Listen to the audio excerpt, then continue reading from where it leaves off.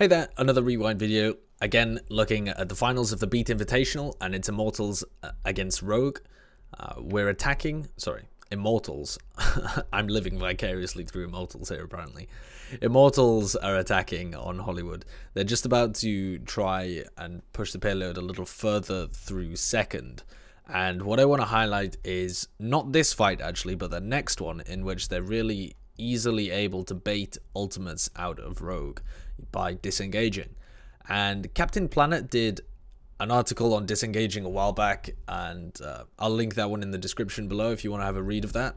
Basically, the concept of disengaging is a very simple one, absolute basic, fundamental of Overwatch, in that you're literally going to disengage from the fight, like, for whatever reason. You might have forced out whatever ultimates you want to force out. You might want to just leave the fight to conserve your health. You might want to trade ultimates, like trade defensive support ultimates, and then disengage to get better positioning. It's just the act of, like, removing yourself from a fight, right, for some kind of positive for your team. And so this is the reason that it works so well in the next fight, is that Immortals have actually got a really good position set up when they want to hold.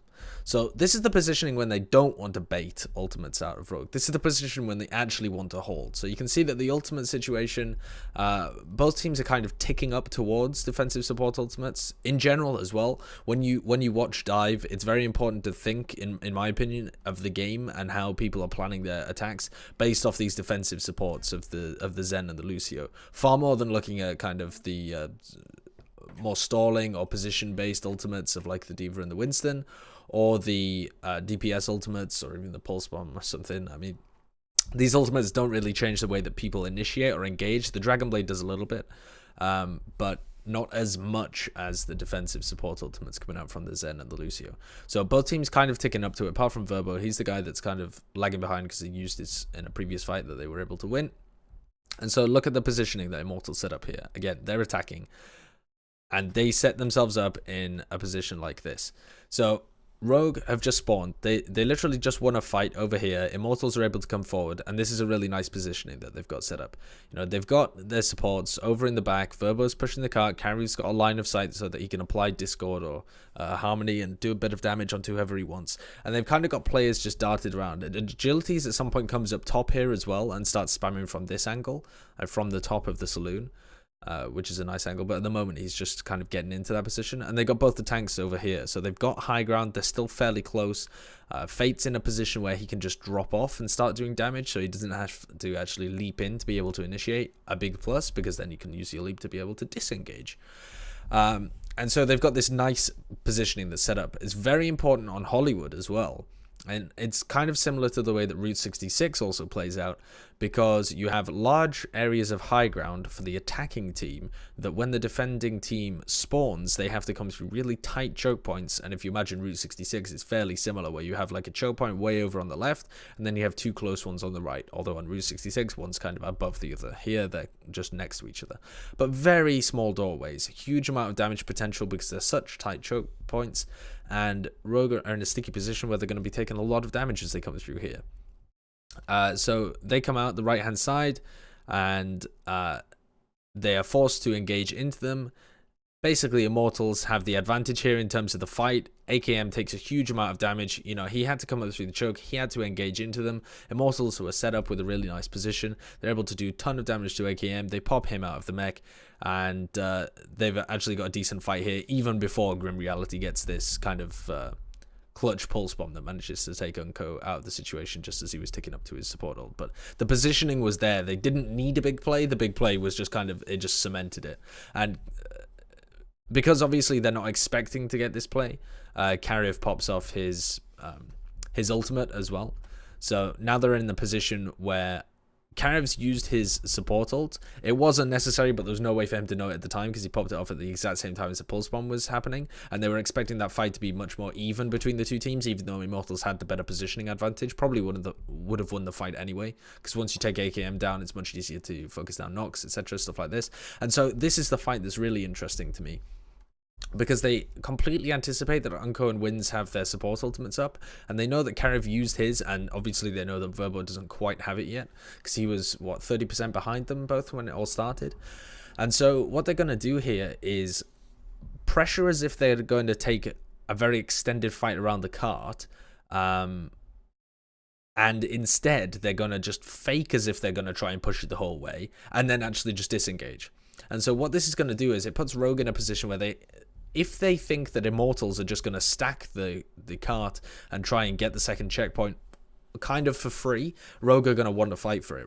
But to come out of these small choke points, the one on the left and the one on the right, they're probably going to have to pop one of the support ults in order to get a favorable engagement. So it's not so much about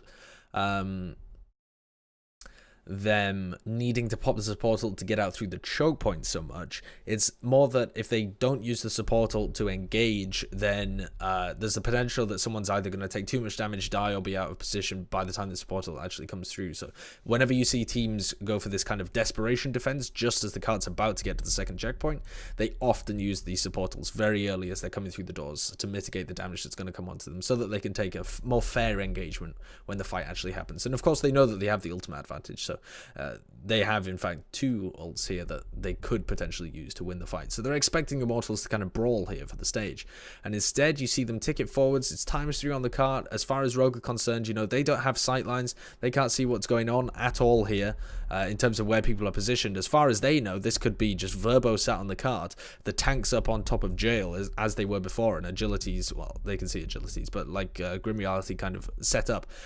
There's no reason for them to think that Immortals are kind of just going for this bait play. They might just be holding it perfectly normally as they were before. But instead you see that they kind of obviously have much more passive positioning here, and they're just, you know, now they've got ×2 on the cart, they're going to just ×1 on the cart, and Rogue decide to engage here. And there's a little bit of miscommunication as well, sure, from Rogue. You know, AKM comes out here, he's on his new role as Diva, perhaps doesn't quite communicate that people look as if they're not in as forwards position as Rogue were expecting Immortals to be. But he flies out here and wins instantly. As soon as he comes out the door, he's already pressed his Q button and he's in the jump up animation where he's going forwards.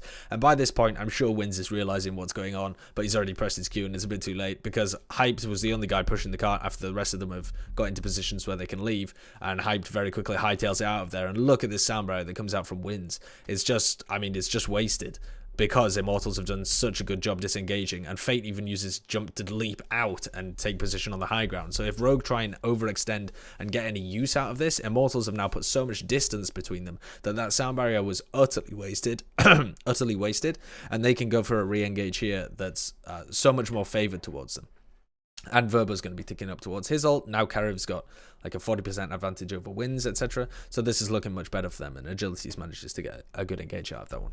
But if you just look at how it was set up and faked, you know, they fake as if they're going for the same kind of hold on second, or even faking like they're going to brawl around this second checkpoint and just try and push it for free. And they bait Rogue into using these aggressive initiating support ultimates that Rogue really like to do. Actually, that's a big thing with Rogue. They like to use their sound barriers to get their teeth into the enemy team.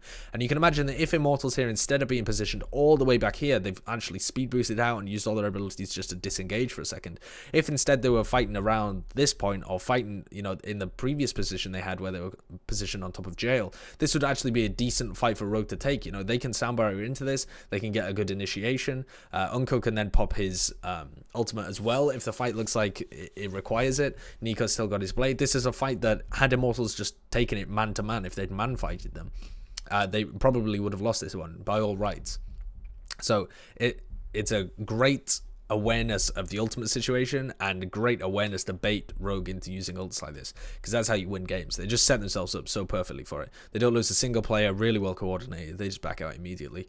So that was superb play from Immortals, and really the sightlines just weren't there for Rogue to be able to anticipate that. Like, they should probably, the way to solve that from Rogue's point of view as well is to scout it beforehand and have AKM come out first before everybody else with his defense matrix, and actually see what the situation is and where people are positioned before you commit support ultimates to it. So it's Immortals executing well and banking on the fact that Rogue like to be very proactive with their support ultimates, to the point where it is easier to bait them out. So I thought that was really interesting play. Nice play from Immortals, and really indicative of how they've honed their own style, because they are looking like a really well-oiled machine, especially now that they've added Karif and Fade to the lineup.